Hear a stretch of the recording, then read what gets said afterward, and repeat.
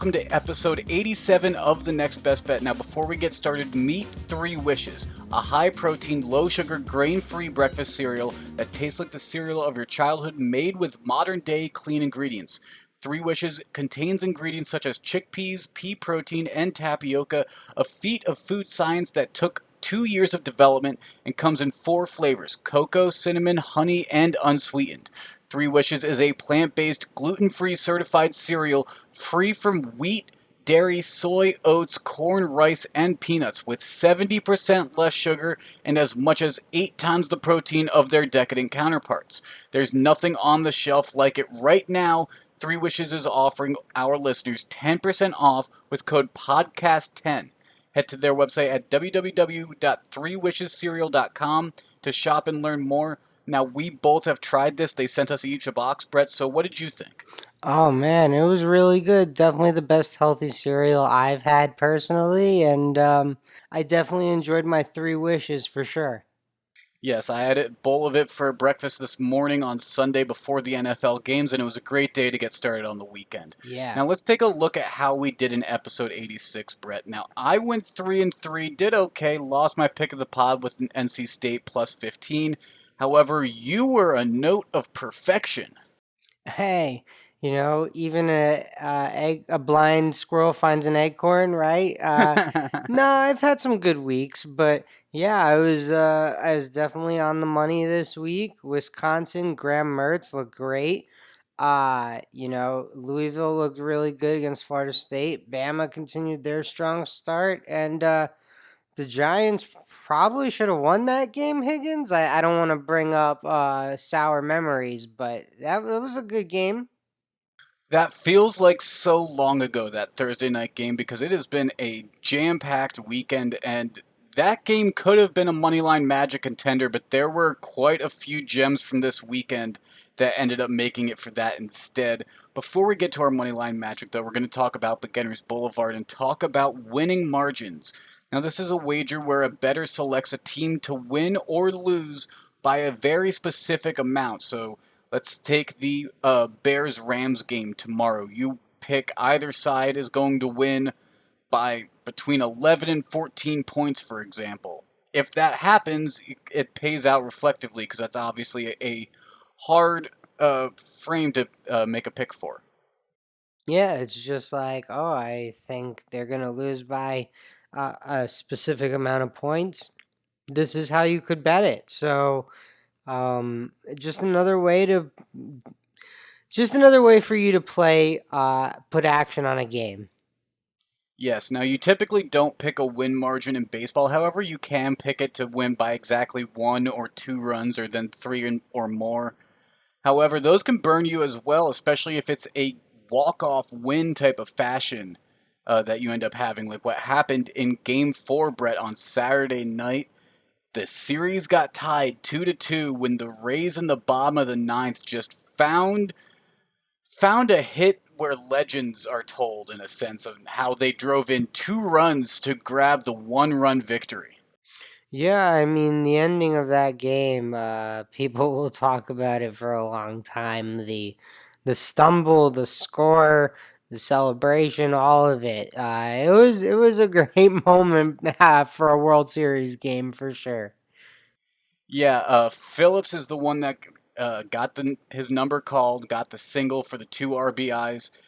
What probably won't be talked about, but could have, is the fact that he was down 2 strikes because he didn't swing the bat on 2 pitches earlier in the count. They were both called strikes. One was inside, arguably could have been called a ball, but it was close to the strike zone, caught the edge of the paint, so they called it a strike. The second strike seemed a bit outside, and there was quite a bit of frustration from that. Forced him to kind of choke up and swing at anything close, and that's when he slapped that single that ended up being the game-winning run. So he was backed into a corner and ended up coming up with the big moment. Yeah, I mean, I guess the big question you gotta have for the Dodgers is like, that. What if that throw was online? Like, we do we win this game? What happens? But I guess you gotta keep moving forward. And right now, it's a close game. Also, 4-2 Dodgers right now. So, we'll keep you posted throughout. Absolutely. There was also the UFC fights on Saturday in Abu Dhabi. Now, these were not late night UFC fights like you typically have because since the fights were happening in the Middle East, the preliminary card started at noon Eastern Time, 9 a.m. wake up call for fights to start on the West Coast for me, Brett. And they were done by about 2 o'clock my time. Khabib gets the win over Gaethje, 29 and 0, and he announces his retirement. It was his first and only fight since his father died this past summer. Just a very emotional scene for that in a sense, but Khabib, an all time great fighter. Yeah, really emotional after the fight. You saw him like just put his face down, cry, like bawling. You know, it is an emotional moment for him. I don't know if he'll stay retired, Higgins. There's just so much emotion in that moment, and Michael Jordan retired right after his father passed, and then after a short baseball career, he was right back at it, winning titles again. So that feels like Khabib could be on that path also. I'm not saying 100%, but 50-50 on his retirement. I don't know. I don't know. It could be. Khabib's also just one of those very straight shooters, though. He's very brutally honest. I mean, he called out GSP before the fight as the only other person he'd be interested in fighting, and maybe he heard from GSP's camp that they just weren't interested in taking that fight, and he goes, okay, well, then it's time for me to retire. He's a very absolute man in these senses, and he's not afraid to walk away, it seems. And at 29 and 0, there's not much he has left to say. He's beaten literally everybody. Yeah, I mean, I'm not saying he will come back, but I'm definitely not saying he won't. Well, only time will tell, so we will see about that.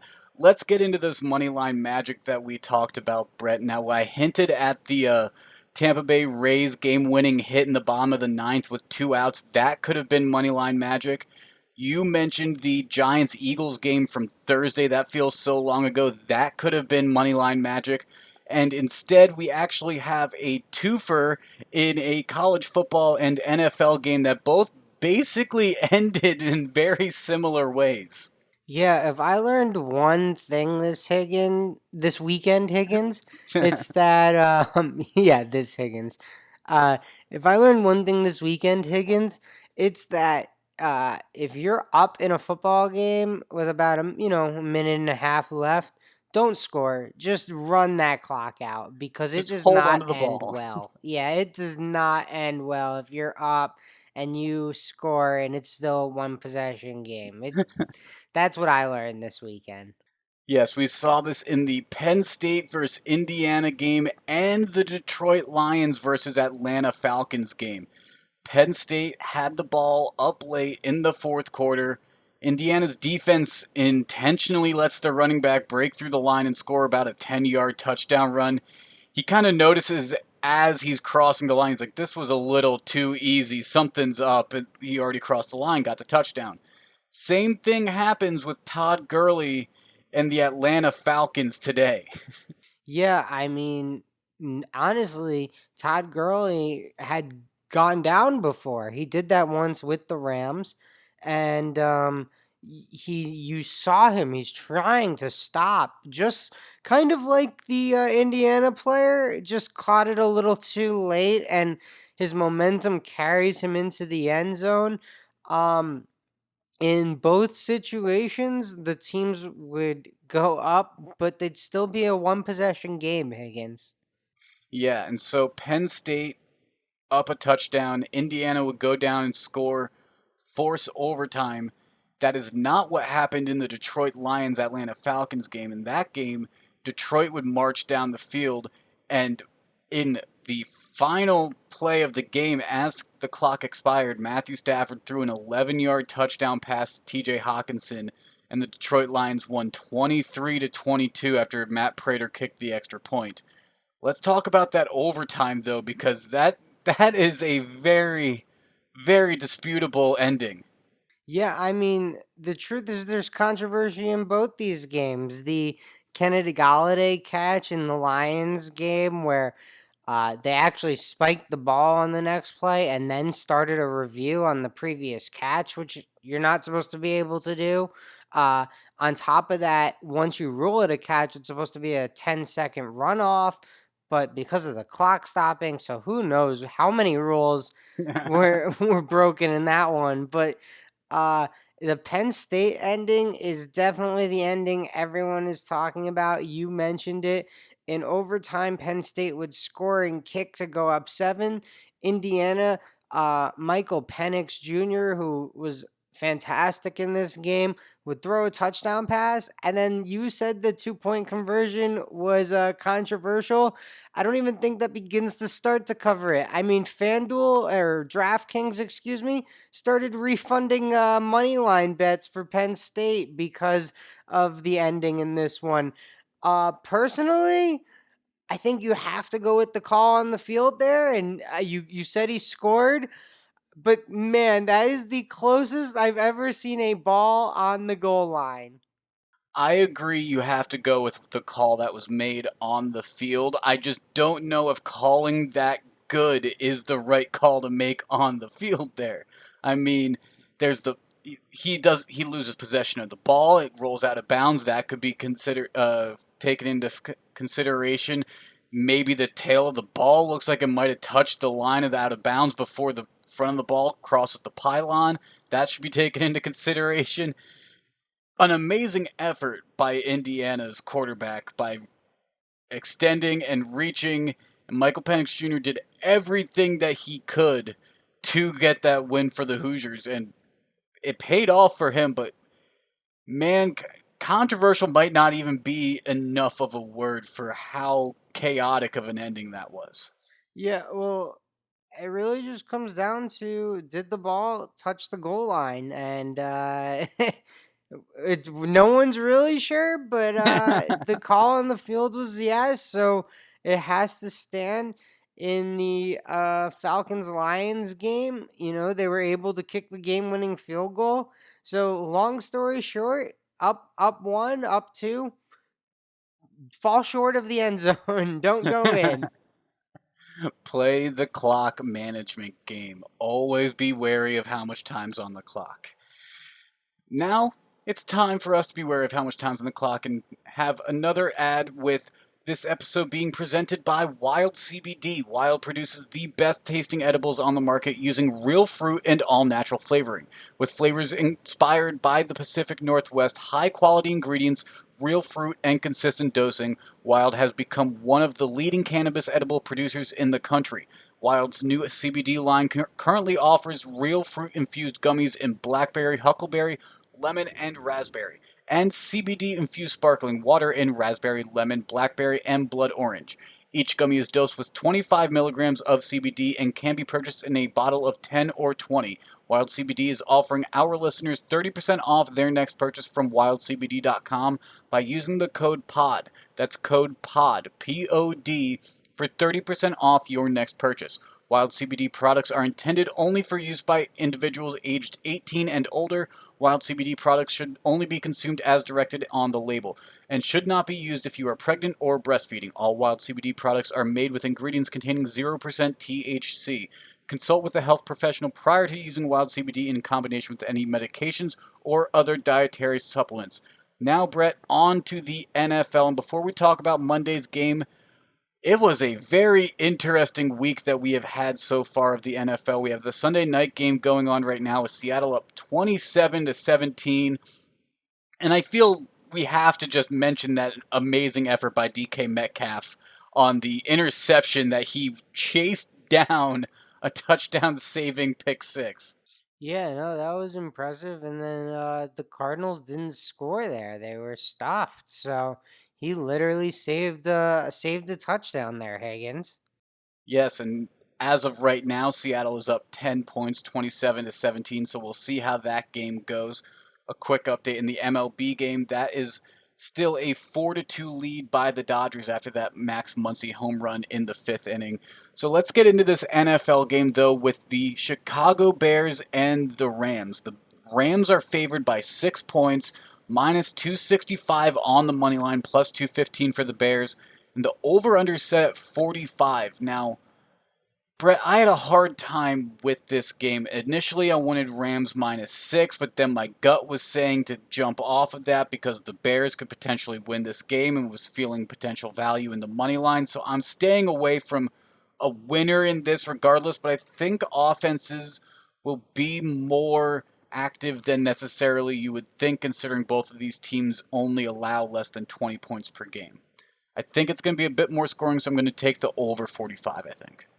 All right, I'm kind of leaning the other way on this one. If I was gonna take an over under in this one, I think I'd lean under. I think it's gonna be a sloppy-ish game. Like, I just think the Bears defense is really good, and the Rams quarterback play has been up and down this year. I think the Rams defense is really good, and I think the Bears quarterback play has most certainly been up and down this year.